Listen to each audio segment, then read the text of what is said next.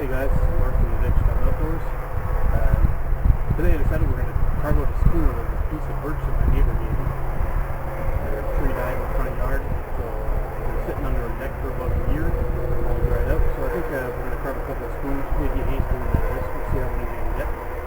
And the tools I'm going to use is a cold steel trail boss with up the wood and more companion.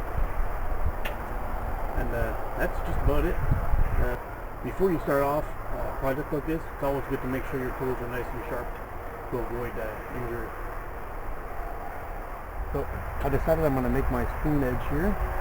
I'm going to clean out any leftover heartwood, and then I'll start shaping out the two sides.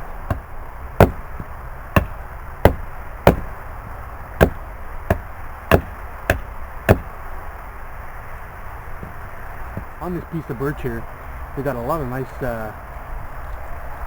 birch bark. I'm going to save that for your future tinder bundle. So I'm going to peel this off and keep it for a rainy day. Yeah, we're going to remove the two sides here, start making a handle, and we're going to place the bowl here. You can draw a template on here if you want to. I usually don't, but it's entirely up to you. And it's got a funny shape to it, but let's see what the wood gives us.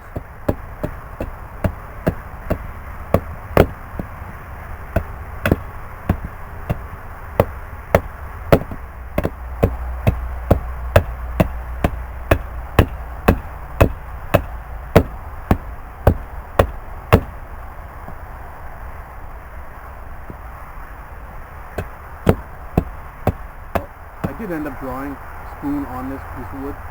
I have a few knots, one there and one there later on the handle, that I do want to avoid, so I did end up drawing it out. Just the knots tend to be a little bit brittle and hard, and they end up crumbling and causing you trouble while you're carving. So I'm gonna just try to avoid them at all costs. Anyway, I'm gonna rough this out a little bit more, and I'll get back to you with the progress.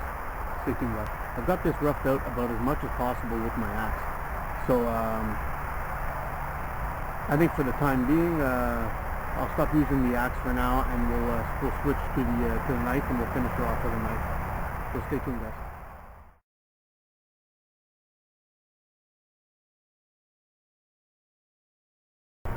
So I think for now, we're going to finish off the shape of the bowl. We'll straighten out the handle a little bit because I got a little bit of a curve to it, and then we'll start hollowing out the inside of the bowl, and we should be just ready to sand. So I'm going to start on that, and I'll come back a little bit later when I'm done.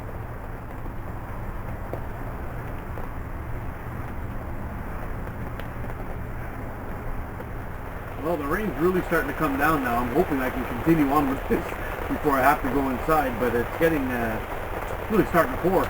Pretty sure you can hear that on the camera. Yep, we're still plugging away on the bowl.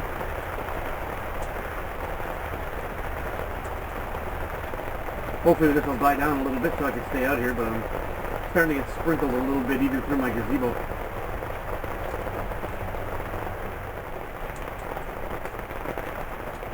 So from time to time when you're shaving out the bowl, the shapes of the bowl, even on the inside, just remove a couple of pieces and then check to see if they're still going straight. And you can go back and forth like that for a bit, and then you'll get an idea of what you got going on. The more you can remove with the knife, the less work there's going to be later on with the sanding. So once you got your basic shape out, just try to clean it up a little bit with your knife and get all the little bumps out, and you'll see that it'll be much easier later on to finish it, if you wanted to do so. Some people just go really close with the knife and shave off all the little bumps, and they just leave it like that, which is fine if you choose to do it that way. But I prefer to finish them up nice, and you can use them after a good coating of oil. You can use them over and over and over again, for the most part, as many times as you want. Now we've got the bowl kind of evened out and a decent shape that I like.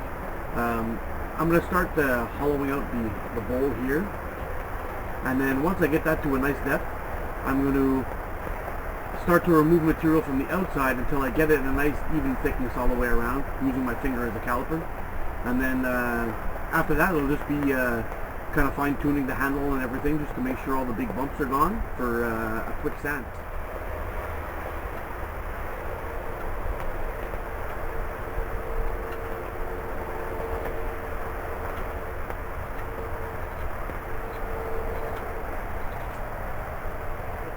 I did get my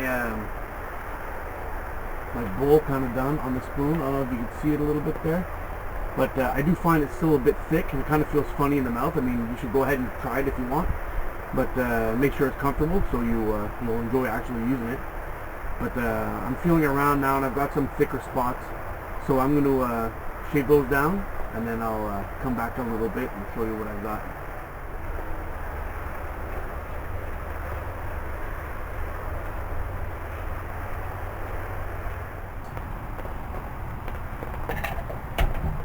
Okay, so I'm pretty happy with what we have here so far.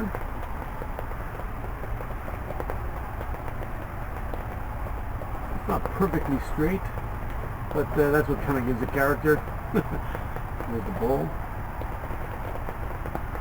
It's definitely going to work quite well. So what I have here is an assortment of sandpapers from 120 all the way up to 600, I believe, maybe 400. And I'm going to start with 120. So I'm going to start sanding away, and I'll come back in a little bit when I'm completely done. I mean, everyone knows how to sand, so yeah, so that's it. I'll be back soon.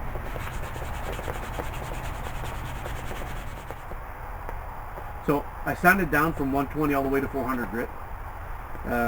What I do is I do run it under water after, and then I let it dry, and a lot of the little fibers of the wood will stand up, and these are all things you can remove to make it more comfortable in your mouth when you're eating. So what I did was I ran it under the water. You can see the really makes the grain come out. It's kind of what it gives you an idea of what it will look like after the after you oil it up. But I mean, the handle looks great. Yeah. So now I'm just going to let it dry, then I'm going to finish it all up, and I'll come back when I oil it, and I'll give you a close-up of how it changes. So, be back soon. What I use is some mineral oil that you buy at your local drugstore or pharmacy. And basically, I just pour a little bit of it onto a paper towel.